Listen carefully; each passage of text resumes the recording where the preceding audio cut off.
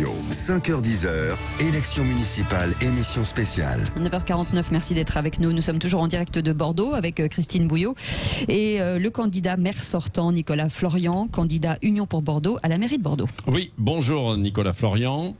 Bonjour. Merci d'être avec nous, avec Christine Bouillot qui est à vos côtés.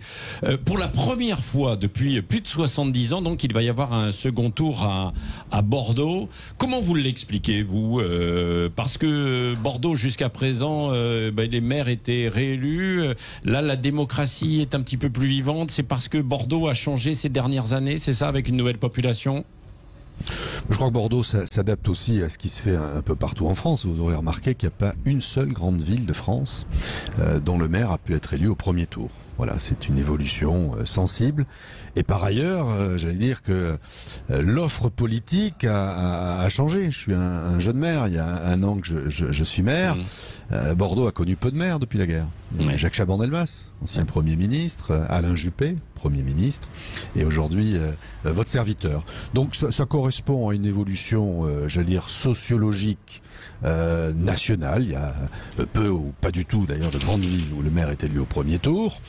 Et puis un renouvellement de l'offre politique locale pour cette élection. Oui, et puis un souffle d'écologie, évidemment, qui là, ça concerne toutes les municipalités. Hein, on l'a vu tout au long de notre petit périple cette semaine, que ce soit à Montpellier, même à Marseille, il y a quelques jours à Toulouse, à Lyon, bien sûr, et à Bordeaux aussi. Bordeaux, après s'être embellie ces dernières années, elle a besoin un peu de respirer. C'est d'ailleurs la liste de votre adversaire Pierre Urmic. Et là, vous n'avez peut-être pas donné suffisamment, vous et puis les municipalités précédentes, de souffle à l'écologie. Moi, je ne partage pas ce constat sévère. Alors, je comprends qu'une forme de démagogie ambiante nous ferait penser que Bordeaux est en retard. Non, Bordeaux est l'une des premières villes cyclables de France. Bordeaux a le plus grand secteur piétonné de France. En termes d'énergie renouvelable, on a le plus grand réseau de chaleur de France. Au niveau des circulations, on est aujourd'hui une ville où la part de la voiture en centre-ville est parmi les plus basses. Bon, il y a des améliorations à faire. Bien évidemment. Ça passe par une végétalisation un petit peu plus conquérante, je l'accorde. Bordeaux a une histoire patrimoniale minérale.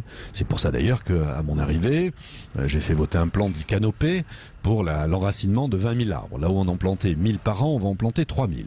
Et puis, tous ces sujets d'écologie, d'environnement, c'est aussi la politique que l'on mène structurelle depuis de nombreuses années. Alain Juppé, il a fait un tramway. Oui. Alain Juppé, il a réhabilité les quais, le fleuve. Bon, mais il faut accélérer tout ça. Je pense qu'il y a une prise de conscience générale. Il n'y a pas d'un côté les vertueux et puis ceux qui ne comprendraient rien aux enjeux écologiques. Il y a une prise de conscience collective. Il faut maintenant peut-être se donner un petit peu plus de moyens. Moi, je pense que notamment la transition énergétique est un objectif à atteindre très rapidement. Moi, j'ai fixé comme objectif qu'à la fin du prochain mandat, 100 000 personnes à Bordeaux soient alimentées en énergie propre. C'est du photovoltaïque. Oui. On va lancer les travaux sur la plus grande ferme photovoltaïque urbaine qui pourra fournir 18 000 personnes en énergie électrique. C'est vrai aussi avec les réseaux de géothermie, la biomasse, bref. On est donc oui, là-dessus. Voilà, vous avez un programme écolo, quoi, hein, c'est ça. Vous n'avez pas fait que de verdir dans les dernières semaines, quoi. C'est pas cosmétique, mais c'est pour partout pareil. Il n'y a pas d'un côté, c'est ce que j'expliquais à mon concurrent, qui a l'air de dire qu'il n'y a que ceux qui ont voté pour lui, les 35%, qui se préoccupent de ces questions. Et alors les 60-50%, on est des ignares, on s'en préoccupe pas. L'écologie aujourd'hui n'est plus l'affaire d'un parti politique, c'est l'affaire de l'humanité. On le voit bien, et chacun qui a proposé, quelle que soit son étiquette et dans quelque ville que ce soit, de revenir aux centrales à charbon et le tout diesel gratuit. Personne. Donc il faut Christine arrêter d'être aussi clivant. Nicolas Florian, Christine Bouillot qui est à vos côtés. Oui, alors Nicolas Florian, il y a quand même il s'est passé quand même quelque chose avec la crise du coronavirus, outre la gestion, mais c'est surtout l'apparition d'une forme de précarité ou de pauvreté. Toutes les grandes villes ont vu ressurgir ces inégalités, et notamment Bordeaux. Il a fallu organiser des distributions, et c'est ce que toutes les mairies ont fait. Mais cette population est là aujourd'hui. qu'est-ce que vous faites pour cette population précaire qui, on va dire, est en décalage avec l'image que l'on a de Bordeaux, qui est une ville florissante, enfin en tous les cas qui a profité de l'essor par exemple du TGV et de l'action d'Alain Juppé? Disons que toutes les mesures conjoncturelles qu'on a été... Est-ce qu'il n'y a pas deux Bordeaux? Mais dans toutes les villes, madame. Et c'est aussi le phénomène de centralité. Bordeaux a un tissu social, associatif très développé. Donc, bien évidemment que l'on accueille des publics en précarité. C'est le rôle du CCAS, c'est le rôle de la ville, c'est le rôle du département. Et non, mais quand par exemple votre concurrent Philippe Poutou dit il y a un Bordelais sur 5 qui est sous le seuil de pauvreté, des familles n'arrivent pas à se loger compte tenu du prix. C'est une réalité. Qu'est-ce que vous proposez avec votre partenaire de la République En Marche? Et puis tous les autres. 70% de mes colistiers n'ont pas de carte politique. Ce que l'on propose, c'est ce qu'on a été capable de faire là sur l'aide alimentaire, il faut le pérenniser. S'agissant du logement, vous avez d'un côté, mes concurrents disent il faut plus construire. Moi je dis il faut construire, il faut loger les gens. J'ai 25 000 personnes qui attendent un logement social sur la ville. Il faut faire plus de logements sociaux sur la ville. Ça c'est la priorité. Et puis après, quelle est la priorité? C'est de trouver du travail aux gens, avoir de l'activité. C'est avec nos commerces, c'est avec nos entreprises. On a la chance d'avoir des espaces qui peuvent être dédiés au développement économique. Il faut y installer de l'entreprise. Moi, je suis un militant de la relocalisation, de l'industrie. Avec la crise et l'aéronautique qui va être à la peine quand même pendant les prochains mois. Hein. Oui, mais moi, je ne me résigne pas, madame.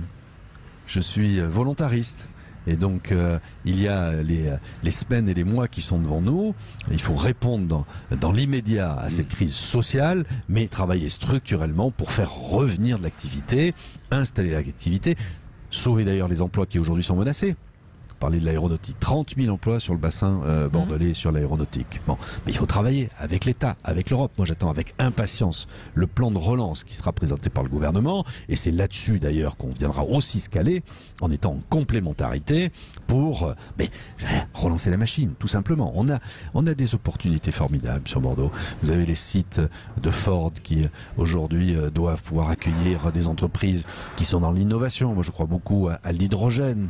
Je crois beaucoup à l'éolien, tous ces métiers de demain, l'innovation, l'expérimentation et de l'industrie. Il faut relocaliser.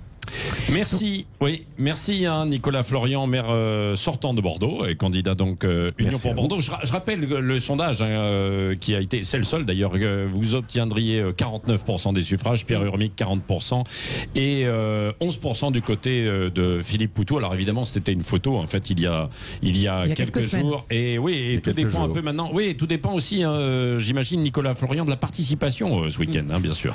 Bien sûr, il faut que nos concitoyens se déplacent, quel que soit le vote qu'ils vont faire. Alors, s'ils votent pour moi, je ne vais pas les dissuader. Et je leur demande d'ailleurs de me donner de la force pour les années qui viennent. Et plus ils seront nombreux, plus je serai légitime. Mais il faut aller voter. C'est la démocratie locale et ça donnera de la légitimité à ma future équipe municipale. Oui, ça c'est vrai. Merci beaucoup Nicolas Florian, merci Christine Bouillot. Donc pour toute cette petite tournée, là ce matin vous étiez du côté de la brasserie Le Rêve, nom bien porté évidemment, place des Chartrons à Toulouse. On vous retrouvera